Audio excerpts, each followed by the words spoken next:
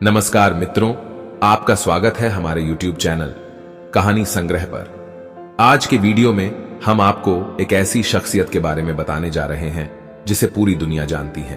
तो चलिए दोस्तों शुरू करते हैं ऐसे महान बिजनेसमैन की बायोग्राफी जिनका नाम है धीरूभाई अंबानी। एक आदमी जो हाई स्कूल की शिक्षा भी पूरी नहीं कर पाया। वह इतने गरीब परिवार से था कि खर्चा चलाने के लिए उसे अपनी किशोरावस्था से ही नाश्ते की रेहड़ी लगाने से लेकर पेट्रोल पंप पर तेल भरने तक का काम करना पड़ा। ऐसे लड़के ने जब एक वृद्ध के तौर पर दुनिया को अलविदा कहा तो उसकी संपत्ति का मूल्य 62,000 करोड़ रुपए से भी ज्यादा था। उस शख्सियत का नाम है धीरूभाई अंबानी। एक ऐसा सफल चेहरा जिसने हर एक गरीब को उम्मीद दी कि सफल होने के लिए पैसा नहीं, नियत चाहिए। सफलता उन्हीं को मिलती है जो उसके लिए जोखिम उठाते हैं। धीरूभाई ने बार बार साबित किया कि जोखिम लेना व्यवसाय को आगे बढ़ाने का नहीं, अपितु आगे बढ़ने का मंत्र है। शुरुआती जीवन 28 दिसंबर 1932 को गुजरात के जूनागढ़ के छोटे से गांव चोरवाड़ में धीरजलाल हीरालाल अंबानी का जन्म हुआ। पिता गोवर्धन भाई अंबानी एक शिक्षक थे। माता जमुनाबेन एक सामान्य गृहिणी थी। धीरूभाई के 4 भाई बहन और थे।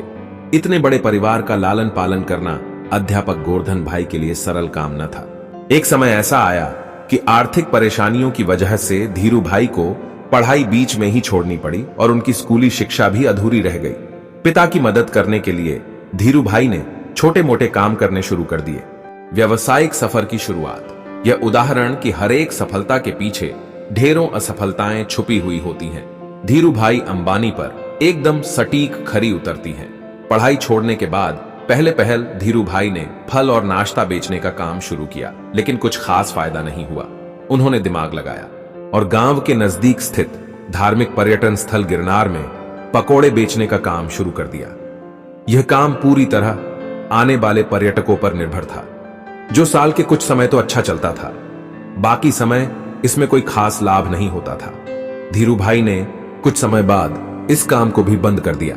बिजनेस में मिली पहली 2 असफलताओं के बाद उनके पिता ने उन्हें नौकरी करने की सलाह दी। नौकरी के दौरान भी बिजनेस। धीरूभाई के बड़े भाई रमणीक भाई उन दिनों यमन में नौकरी किया करते थे। उनकी मदद से धीरूभाई को भी यमन जाने का मौका मिला। वहां उन्होंने शेल कंपनी के पेट्रोल पंप पर नौकरी की शुरुआत की और महज 2 साल में ही अपनी योग्यता की वजह से प्रबंधक के पद तक पहुंच गए। इस नौकरी के दौरान भी उनका मन इसमें कम और व्यवसाय करने के मौकों की तरफ ज्यादा रहा। उन्होंने उस हरेक संभावना पर इस समय में विचार किया कि किस तरह वे सफल बिजनेसमैन बन सकते हैं। 2 छोटी घटनाएं बिजनेस के प्रति उनके जुनून को बयां करती हैं। ये दोनों घटनाएं उस समय की है जब वे शेल कंपनी में अपनी सेवाएं दे रहे थे। जहां वे काम करते थे वहां काम करने वाले कर्मियों को चाय महज 25 पैसे में मिलती थी, लेकिन धीरूभाई पास ही एक बड़े होटल में चाय पीने जाते थे, जहां चाय के लिए 1 रुपया चुकाना पड़ता था। उनसे जब इसका कारण पूछा गया तो उन्होंने बताया कि उस बड़े होटल में बड़े बड़े व्यापारी आते हैं और बिजनेस के बारे में बातें करते हैं। उन्हें ही सुनने जाता हूं ताकि व्यापार की बारीकियों को समझ सकूं। धीरूभाई ने अपने ही तरीके से बिजनेस मैनेजमेंट की शिक्षा ली, जिन्होंने आगे चलकर व्हार्टन और हार्वर्ड से पारंपरिक तरीके से डिग्री लेने वाले को नौकरी पर रखा। इसी तरह दूसरी घटना उनकी पारखी नजर और अवसर भुनाने की क्षमता की ओर इशारा करती है। हुआ यूं कि उन दिनों यमन में चांदी के सिक्कों का प्रचलन था। धीरूभाई को एहसास हुआ कि इन सिक्कों की चांदी का मूल्य सिक्कों के मूल्य से ज्यादा है।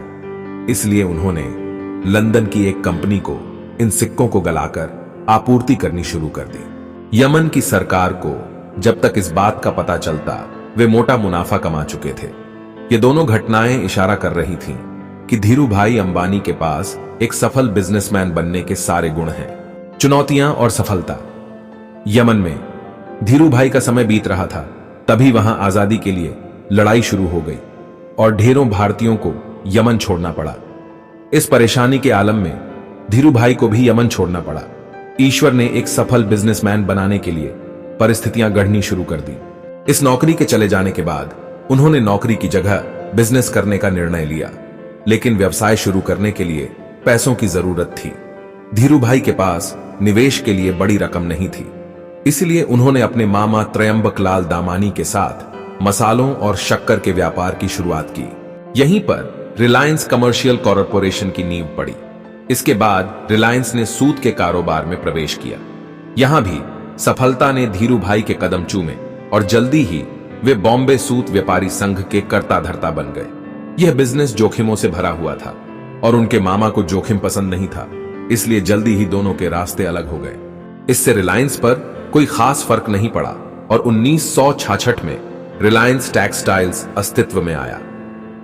इसी साल रिलायंस ने अहमदाबाद के नरोदा में टेक्सटाइल मिल की स्थापना की। विमल की ब्रांडिंग इस तरह की गई कि जल्दी ही यह घर घर में पहचाना जाने लगा और विमल का कपड़ा बड़ा भारतीय नाम बन गया। विमल दरअसल उनके बड़े भाई रमणीक लाल के बेटे का नाम था।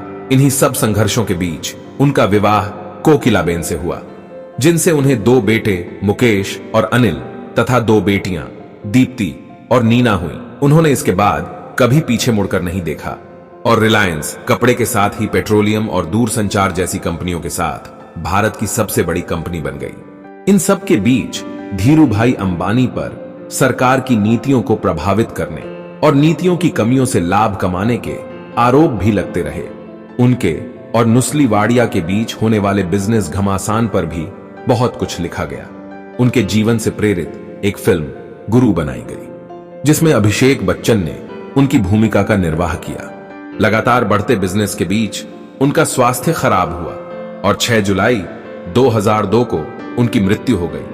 मृत्यु के बाद मुकेश अंबानी ने उनके बिजनेस को संभाला और आज उनका नाम भारत के सबसे सफल बिजनेसमैनों में गिना जाता है।